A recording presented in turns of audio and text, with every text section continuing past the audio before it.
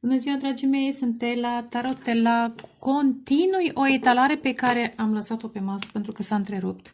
Acum câteva zile am făcut o etalare foarte interesantă, au venit niște canalizări excepționale. Femeia ignorată, femeia divină ignorată, oprimată, care va fi răzbunată. Interesant că ideea de răzbunare, dar angelică, spirituală, s-a regăsit și în ultima etalare generală, însă atunci vorbeam despre un cavaler, despre o energie masculină, că de fapt asta înseamnă cavaler, acțiune, da? O energie masculină care înțelege, care vede ce poate eventual n-au văzut alții. Sau poate vede ce n-a văzut chiar el până la un moment dat. Interesant este că, de fapt, interesant, toate sunt interesante. Etalarea s-a oprit când vorbeam despre minciunile cuiva, 7 de spade, poate a unui tipar, da? A unui tipar. Bărbați, femei nu contează, chiar dacă e energie masculină, bărbați, femei. Casa 7 a balanței în ce sens? O casă în care ar fi trebuit să fie un schimb echilibrat, echitabil, contracte, chiar căsătorie, prietenii, relații, da? Relații, că asta e casa balanței, da? Relații de multe feluri.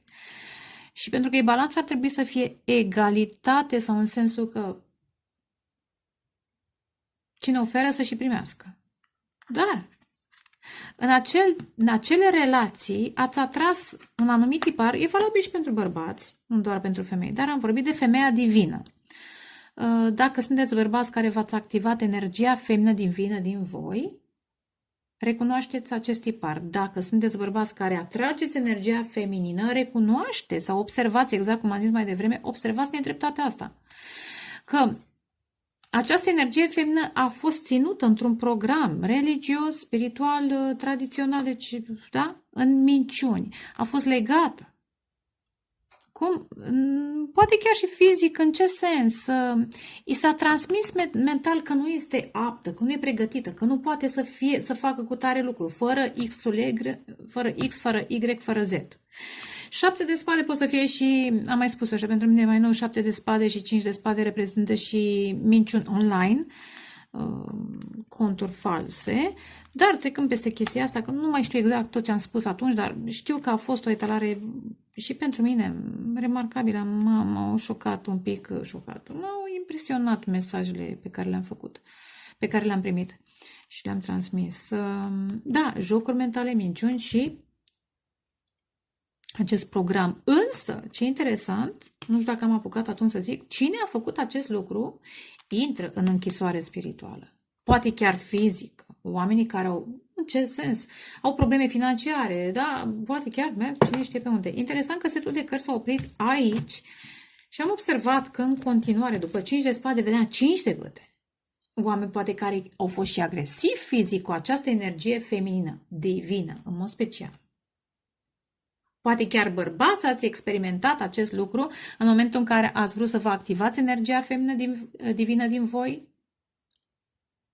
Și unii mai treji decât alții ați încercat și deja vă mobilizați să apărați acest concept, acest tipar de mai rar, dar începe să trezească energia feminină divină din multe femei. Dar clar că și voi ați stat în preajma unor femei mincinoase, agresive, manipulatoare și așa mai departe.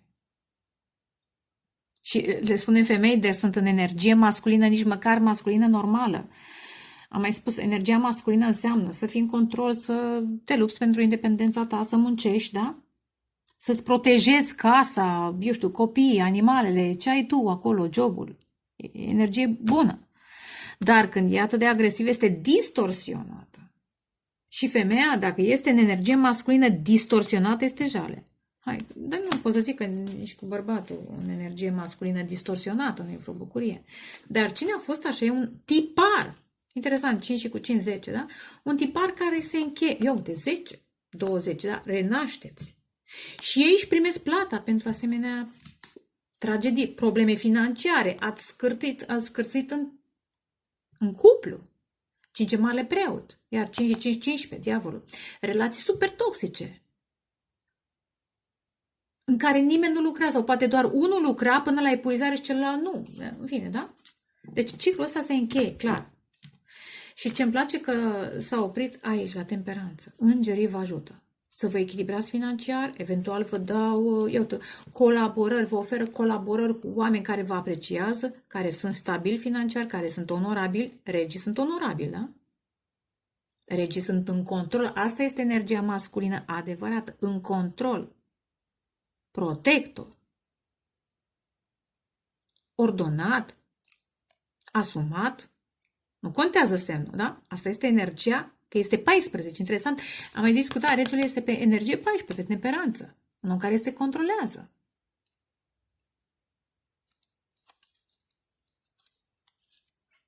Uite, intuiția vă spune că veți fi interesant cu cavalerul de spade pe care l-am mai văzut, că da, cineva va manifesta. Va ieși din frică, din regrete și va manifesta, nu știu, creștere spirituală, 3 de monede și Marea Preoteasă. Poate cineva află prin astrologie, prin tarot, ceva, așa cum mai ascultați, da? Și acest cavaler, acest masculin, să zic, energie masculină activă, nu mai e temperanța, este în mișcare, pregătită să acționeze corect, da? Temperanța. Să colaboreze și să aducă stabilitate. Haideți să vedem, da? Energia feminină, divină, are puterea de a influența 9 de monede, chiar și singură, de a influența în bine prieteni, oamenii care o ascultă și își va atrage prin această energie solară, interesant ce aud, își va atrage un suflet pereche, da? Corect. Este o nouă relație despre care am tot vorbit. Este o nouă relație. Posibil la distanță, interesant, faetonul și 3 de bâte? Sau este o relație, ia uite, justiția, se face dreptate. O relație îndelung așteptată. Îndelung așteptată. Da? 9 și cu 1, 10. Interesant este că în continuare am păstrat cărțile așa cum erau, pentru că am vrut să fac continuarea, o să fac o altă etalare generală în curând. Chiar astăzi, sper. Ce a venit? În continuare, împărăteasa. Frumos. 10 de monede. 3 de cupe. Împăratul. O la la, o la la. 4 de spade. 9 de cupe, interesant. 4. Curios așa, tot zic că pun 5 cărți, dar asul de cupe ce-mi place. 9 și cu 1, 10 de cupe și 4. Aici este. Știți ce simt? Apropo de împărăteasă și 10 de monede. Energia feminină divină încheie un ciclu în comunitatea sa cu 10 de monede. Eu știu, pentru unii, comunitatea poate să însemne un job. O fi fost apreciată cât a fost. Însă, cred că înțelege puterea sa creatoare cu 3, puterea sa divină, că poate să aibă, nu 10 de monede, poate să aibă, da? Totul la picioare. Este Gaia. Venus. Și nu folosindu-și aspectul fizic, ci folosindu-și puterea iubirii, puterea creatoare, da? Un simț al valorii, bine, la care lucrează, evident. Interesant că vine sub regina de cupe care își protejează sufletelul, da? Iubește, dar nu oferă oricui. Aici este diferența. O să mai vorbesc despre chestia asta. Și la bărbați și la femei, da? Dar și la împărat. Împăratul nu se oferă oricui. Este un cavaler sau un vale, cel care se oferă oricui, sau neapărat că bărbații nu se oferă. Foarte rar. Nu caută validare. Și eventual nu oferă, pentru că împăratul protejează o împărăție. Nu oferă din succesul sau din abundența sa oricui. De ce? De ce ar oferi cuiva care nu merită? Da? Prietenilor sau iubitelor sau amantelor sau da? Însă 3 de cupe acum îl văd altfel. Să continui acum despre împărat imediat și revin la 3 de cupe. Deci împărăteasa încheie un ciclu. În comunitatea sa. Am senzația că și pleacă, că tot am văzut 3D. Interesant cum vine canalizarea, nu mă pregăteam, dar e un mesaj pentru unii dintre voi. Am văzut faetonul și 3 de bâte. Probabil va fi relocată de divinitate alături sau mai aproape de acest împărat, într-un loc în care își va întâlni acest împărat, acest bărbat divin. Și de ce facem diferența între bărbatul divin și bărbatul karmic? Pentru că trebuie.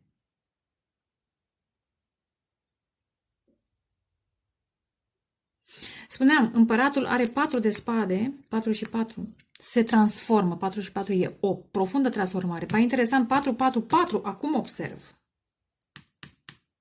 Cât e? 12. Are e spânzurat o nouă perspectivă. Interesant că în 4 de spade meditează, se gândește și apare temperanța despre care am vorbit mai devreme. Eventual primește semne de la îngerii săi, dar ambele, și 4 de spade și temperanța, vorbesc despre vindecare, despre meditație, însă, în plus, temperanța aduce ajutorul divin în acest context. Nu doar strădanile sale personale, mentale, da? Împăratul, energia masculină divină,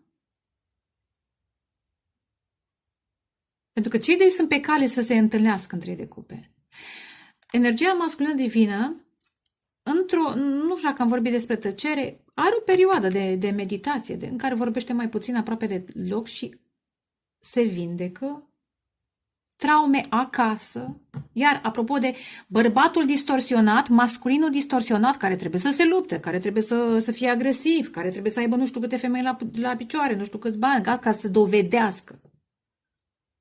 Și energia masculină în autoritate divină, care este total diferită. Reziliență, control, în sensul bun, nu dorința de a impune părerea sa, ci de a proteja, de a-și controla, să zic, tendințele negative, adicțiile și așa mai departe. De a se controla, autocontrol, mai bine zis, autocontrol. Să nu uităm că împăratul are un rege de cupe, dincolo de armură și de pelerină, da? Este capabil de dragoste profundă. Și asta înțelege, că are de toate 9 de cupe, dar îi lipsește, ia uite, asul de cupe. Și de unde îl poate avea? Am zis că nu un împărat, un bărbat divin, un bărbat în autoritate care se trezește și vrea să fie divin, da? Și în starea de... Da, și în începutul său, sau la începutul trezirii sale, acesta înțelege că nu vrea, efectiv nu vrea și nici nu are rost și nici nu concepe ideea să mai ofere altor femeiuști sau energii feminine de joasă vibrație. Când își înțelege, cu 4 de spade, își înțelege rolul, aud. Investirea interesantă, acum văd în temperanță o investire, ca în aceea, în evul mediu, da? Investire. Frumos. Are un rol mult mai mare decât credea.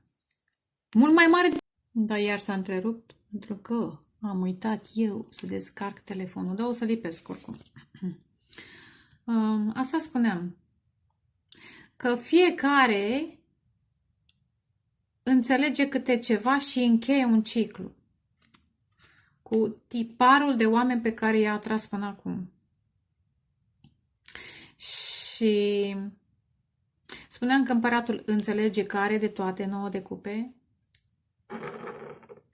dar dacă își blochează, interesant, dacă își blochează chakra inimii, câte ar avea, tot ar fi insuficient. Așadar, cred că se pregătește să... Cred că da, interesant. Acum observ că și aici, stând în poziția aceasta, nu mai își blochează inima, e ca și când se roagă. Dar tot la nivelul chakrei inimii, interesant cum observ. Energia masculină divină, da, lucrează cu chakra inimii, învață sau înțelege ce înseamnă dragostea. Una este dragostea și alta este să dorești, știu, să poftești sau să dorești un anume tip de stabilitate sau de control sau, da? E o mare diferență între cum a fost educat, cum au fost educați bărbații până acum și o chestiune istorică despre care se tot vorbește. Și cu cât își vindecă chakra inimii, cu atât își dorește o relație, uite, 4 de bâte. Stabilitate, dar o stabilitate dinamică, în care cei doi se echilibrează, cum am zis mai devreme, se bucură sănătos unul de altul. Pentru că sunt și bucurii toxice. Haideți acum, că toți sunt în direct, în fine. Astea sunt cărțile care au rămas. Să clarific totuși măcar aceste cărți. Ia, împărăteasa. 6 de cupe. 7 de spade. 7 de băte, pardon. 7 de monede.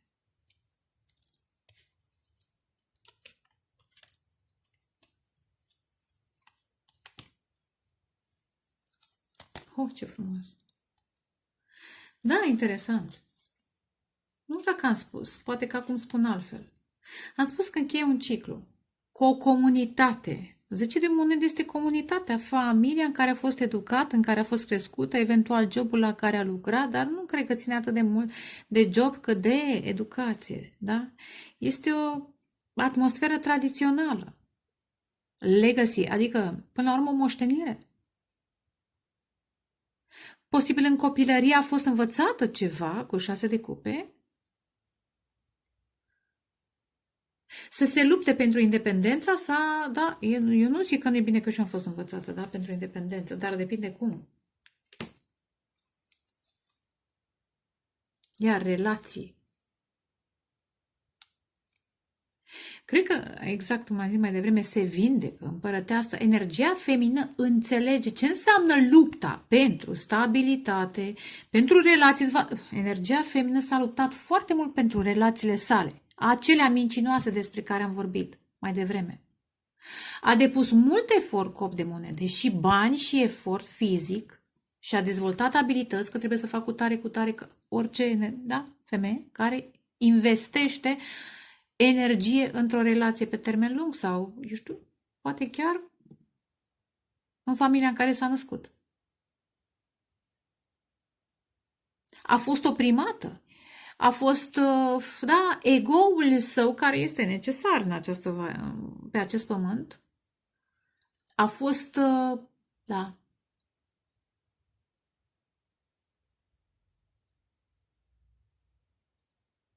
oprimat, am zis bine cuvântul. Însă, interesant, în aceste încercări financiare, fizice, în aceste lupte de transformare,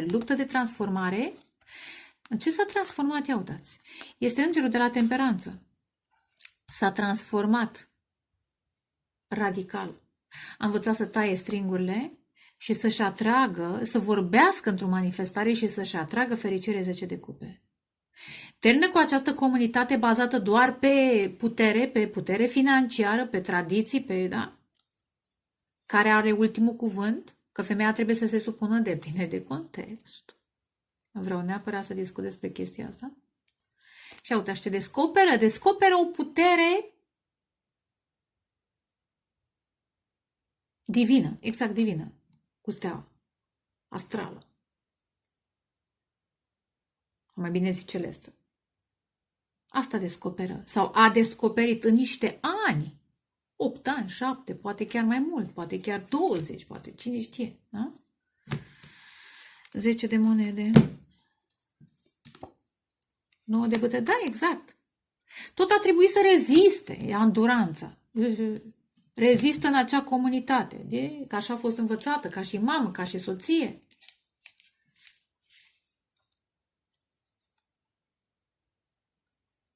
Că altfel nu e aleasă, da? Dar ce mai simt?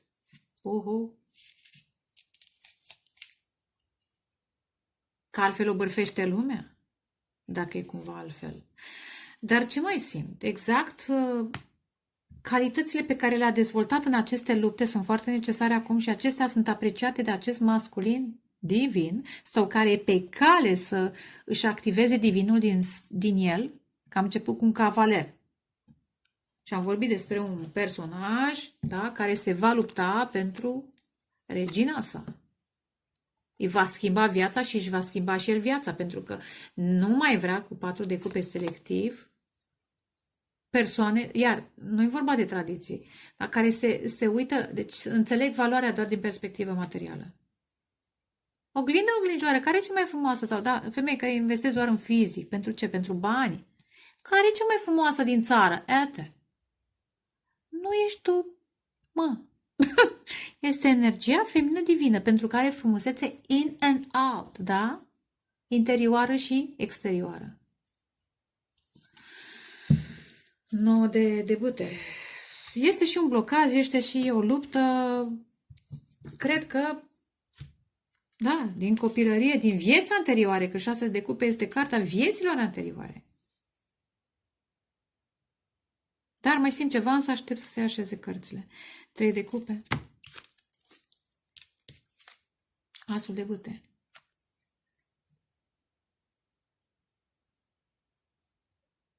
Un nou început. Cavalerul de cupe, exact cavalerul despre care spuneam mai devreme. Da. Energia masculină este pregătită să vadă valoarea acestei energii feminine divine și să inițieze. Asul de bâte, asta aud o întâlnire, comunicare, 3 ține de comunicare.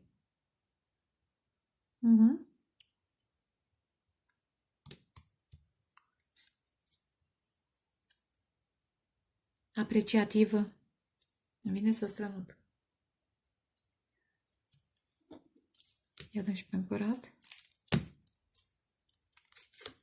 Regina de bâte.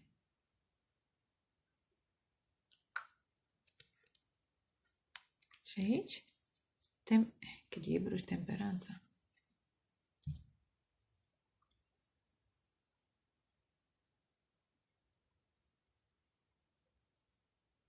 E cartea celor sufletelor pereche transformate. Vedeți, aici sunt 2 suflete pereche. Și aici iar este un înger, da? În ambele cărți. Energia masculină recunoaște. Recunoaște cu 6 de cupe calitățile acestei energii feminine divine și nu doar calitățile, cât autoritatea. Valoarea, calitățile și autoritatea pe care are.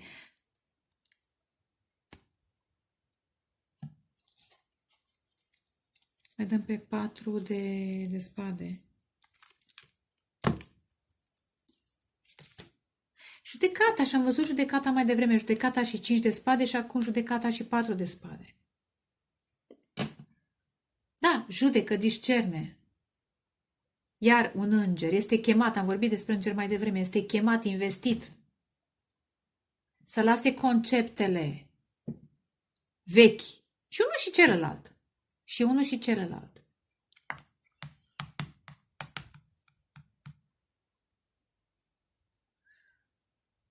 Se manifestă un nou început. Deja sunt 2 iași. Judecata. Uite, 4 de cupe. Exact cum am văzut mai devreme. Unde am văzut? 4, aici am văzut. La roata norocului și 4 de cupe. Judecă. De ce aș mai avea nevoie de cupișoare și de femeiuși și de drăgălașe când? Vorba aia. Vreau o femeie care să fie... Cu cât își înțelege cu adevărat valoarea lui și poziția sa în această lume, cu atât își dorește o energie feminină pe măsură. Și repet, vede, interesant, că se uită înspre energia feminină divină. Interesant, e posibil energia feminină divină să... Simt nevoie, ia, dăm pe 6 de cupe. E o chestiune de recunoaștere, de telepatie. Ia dăm pe 6 de cupe o carte, fuga. Marele preot este ghidată. Este ghidată. Ce am zis în legătură cu acea comunitate, cu religiile, vechile religii, că femeia că trebuie să... Da? Știți. Rămâne valabil. Însă, în această perioadă, 5, că e luna 5 încă, 5 și 6, în această lună este ghidată. Scuzați-mă.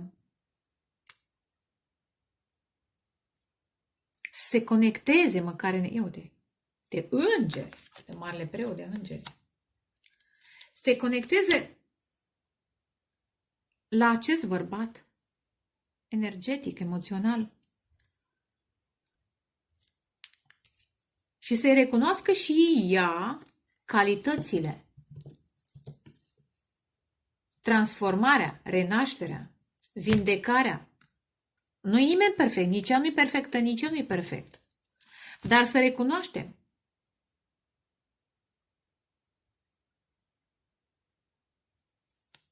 Nouă de cupe. 7 de monede. Exact. Ai investit, acest împărat la asta se gândește, ai investit în satisfacțiile sale, în succesul său, în tot ce a creat el. Dar a obosit. Interesant, e un sentiment de oboseală. Da? Muncești ca să ai de toate, dităte, da? Dar cu cine împărtășești? Interesant că în ambele cărți e o persoană. Da? Cu cine împărtășești? Nu poți să dai oricui, nu poți să dai din succesul tău, nu știu, și eu ca femeie gândesc așa și cred că da? Nu poți să dai din munca ta și din succesul tău cuiva care n-a muncit și nu poate să aprecieze așa ceva, nu? Ia uite, 9 de spade, foarte stresat. Dar se vindecă, probabil că apar îngeri în vis, este ghidat, este ghidat. 4 de bâte. Eremitul, am zis că a fost tăcere? Înțelege, iar eremitul, în tăcere. 4 de spade, tăcere. Eremitul, tăcere. Înțelege că ceea ce caută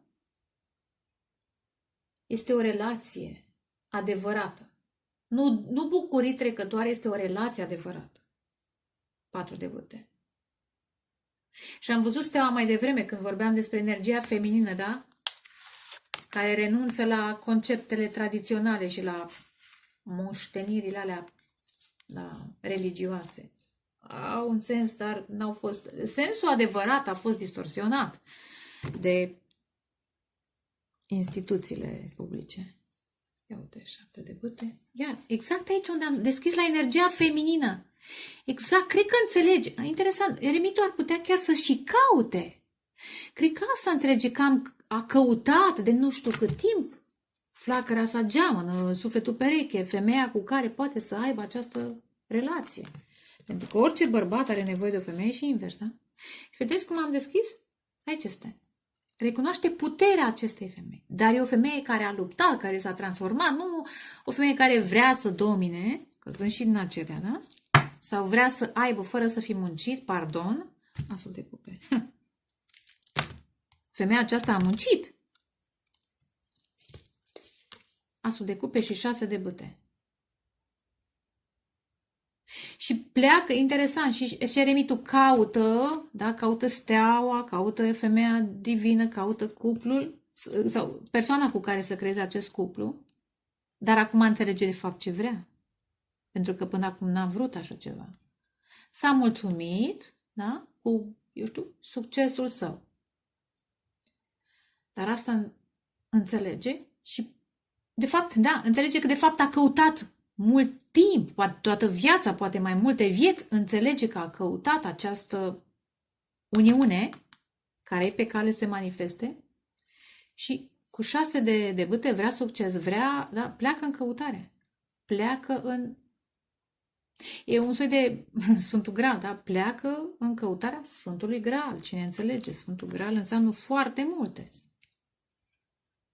Și, interesant, în spatele său sunt niște persoane toxice care îl urmăresc și probabil că aceștia au creat problemele despre care am vorbit mai devreme și data trecută. Dar aceia vor fi blocați. Interesant. Hai să vedem totuși, în final, am zis, cavalerul care se luptă o dată, de 2 ori, de 3 ori. E o cauză care merită. Uite, regele de bâte. Și avem aici o regină de putere. Și acesta încheie. Cine sună, domnule, un număr necunoscut? Nu știu. Cineva sună, îmi pare foarte rău. Lasă un mesaj. Probabil că o să fie sunați, nu știu. Cineva sună. Nu știu numărul. Plus că acum fac etalare. Sorry. Next time.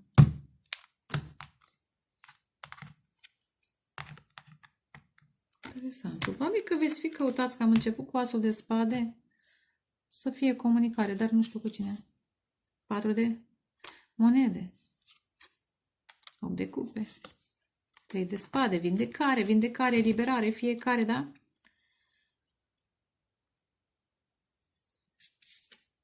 Regele de spade. Uite, mie îmi place foarte mult regele de spade, vreau să zic. Autonomie mentală, discernământ, onorabilitate. Păi n-ai cum să scoți, măi, Excalibur din pământ dacă nu ești în vibrație înaltă. Divine. Da? Divine energy. Uite, și are ghiz. Are ghiz. Uite, zero. Să înțeleg că energia aceasta se concentrează pe niște manifestări ale bărbatului, ale acelui războinic, care recunoaște energia feminină, nerecunoscută de alții, de karmici.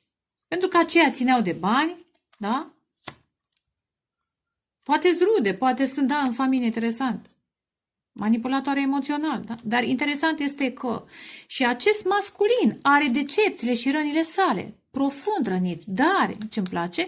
Îmi place că înțelege, asta e, cu judecata, cu patul de spade, cu eremitul. Înțelege de fapt ce a căutat, băi. Am bani și ce fac cu ei? Am cu tare femeie lângă mine și ce fac cu ea? Dacă nu înțelege munca, nu înțelege valorile, dacă tot așteaptă, eu știu ce așteaptă. Da, niște eliberări. Casa 4, casa 8, relații, căsătorii, familie, familia în care s-a născut, loc de muncă, eventual, comunitate, transformare emoțională, manipulări, oameni care au manipulat emoțional și acesta a fost. Păi n-ai cum să te trezești dacă n-ai trecut prin răni, dacă n-ai inima frântă. Cum zicea și Rumi, trebuie să se crape inima ca să pătrundă lumina. Și acest masculin este cu inima frântă, dar va risca. Da, a apărut ca și cavaler la un moment dat. Și mai devreme, eu, împăratul, vrea, aici se... Riști vechea lume, vechile concepte, de fapt nu le riști, te eliberezi. Ca să-ți activezi, e zero, da? Să-ți activezi bărbatul divin din tine. Aici este transformarea masculinului. Felicitări! Ia uite, 6 de cupe. Judecata. Vrea să renască alături de sufletul său pereche. Da? Judecă averea pe care o are. Și vedeți? Știți ce simt interesant? Că a apărut 6 de cupe pe împărăteasă și marele preot. Și am zis că acesta este, primește semne divine în legătură cu energia feminină. Amândoi sunt suflete pereche care s-au mai întâlnit. Ba, interesant. Chiar ați mai fost căsătoriți în alte vieți? Cel puțin într-una. Dar sigur v-ați întâlnit. Poate căsătoria n-a durat și acum trebuie să fiți împreună ca să faceți ceva special, să participați la ce se întâmplă în lume, da? Frumos. Ia uite, faetonul, determinare. Păi da. Lumea e lumea veche versus lumea nouă. Și dacă e distanță, mări, oceane, nu nimic, poate fi parcursă. Există avioane. Există și rachete. Scuzați, n-ai cum să fie cu racheta. Deși probabil că ar vrea, că am văzut un cavaler de spade foarte iute, dar va trebui să-și ia un pic de răbdare, că aici este autocontrol și lupta e mai degrabă spirituală. Da, determinare. Și să nu uităm totuși că și faetonul e destul de rapid. Păi da, are roți, își permite. Nu e ca eremitul, pas cu pas. Dar îmi place că totuși Așa cum a fost, ia, mai dăm un mesaj. S-a finalizat etalarea frumos odată. De 2 ori un mesaj. De 3 ori. Ia uite, apreciază acest moment. Fiecare situație este o oportunitate de a crește și de a găsi dragostea. Orice s-ar fi întâmplat între voi sau în trecut sau în relațiile karmice, are sens, mai bine zis, da?